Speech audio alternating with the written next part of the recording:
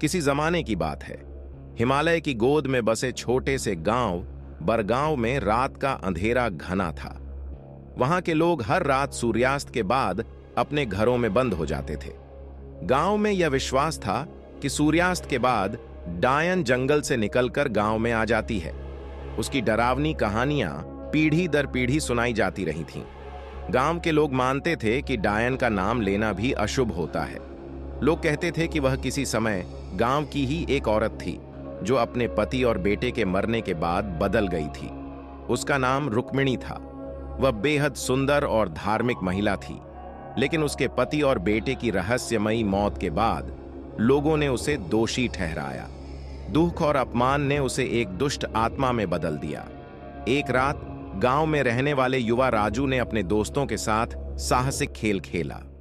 उसके दोस्तों ने उसे चुनौती दी कि वह रात में जंगल जाकर उस पुरानी हवेली में जाए जहां डायन का वास माना जाता था। राजू ने खुद को साबित करने के लिए चुनौती स्वीकार कर ली। चांदनी रात थी और राजू ने अपने हाथ में एक मशाल लेकर जंगल की ओर चलना शुरू किया।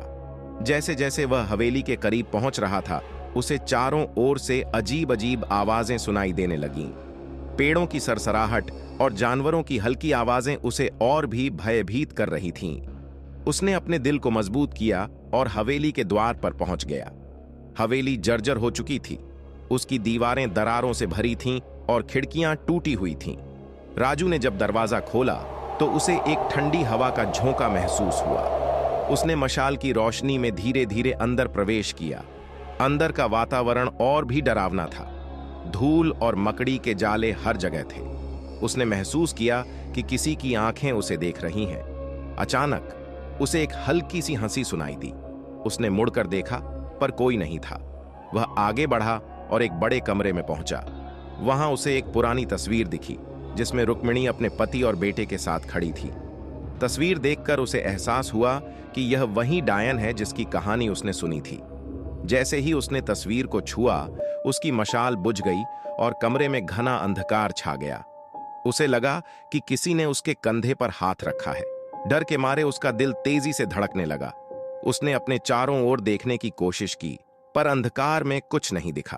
तभी अचानक एक ठंडी आवाज आई, तुम यहां क्यों आए हो? यह सुनकर राजू की रूह कांप उठी।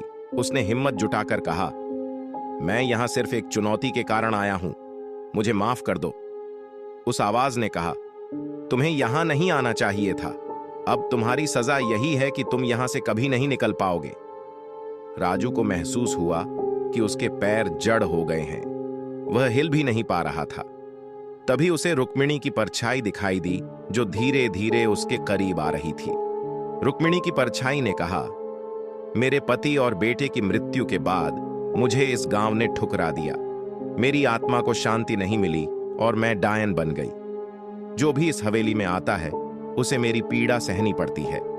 राजू ने डर से कहा, मैंने जो भी किया वह सिर्फ एक खेल था, कृपया मुझे छोड़ दो। लेकिन रुक्मिणी की परछाई ने उसकी बात नहीं मानी।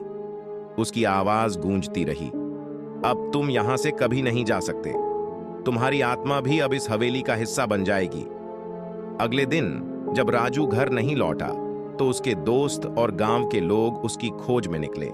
वे हवेली के पास पहुंचे, लेकिन वहां राजू का कोई निशान नहीं मिला। सिर्फ उसकी मशाल और एक टूटी हुई तस्वीर मिली। गांव के लोग समझ गए कि राजू भी अब उस डायन की भेंट चढ़ चुका है। इसके बाद गांव के लोग और भी सतर्क हो गए। वे अब सूर्यास्त के बाद घर से बाहर निकलने की हिम्मत नहीं करते थे। बरगांव के लोगों ने उस हवेली को हमेशा के लिए छोड़ दिया और उसे डायन की हवेली के नाम से जाना जाने लगा। कहते हैं कि अब भी रात के अंधेरे में अगर कोई उस हवेली के पास से गुजरे तो उसे राजू की चीखें और रुक्मिणी की हंसी सुनाई देती हैं। वह हवेली अब भी अंधेरे में छुपी एक भयानक कहानी को अपने भीतर समेटे हुए है। अगर आपको हमारी स्टोरीज अच्छे लगती हैं तो प्लीज मेरे चैनल को सब्सक्राइब करें और ज्यादा से ज्यादा शेयर करें और कमेंट करना बिल्कुल ना भूलें। शुक्रिया।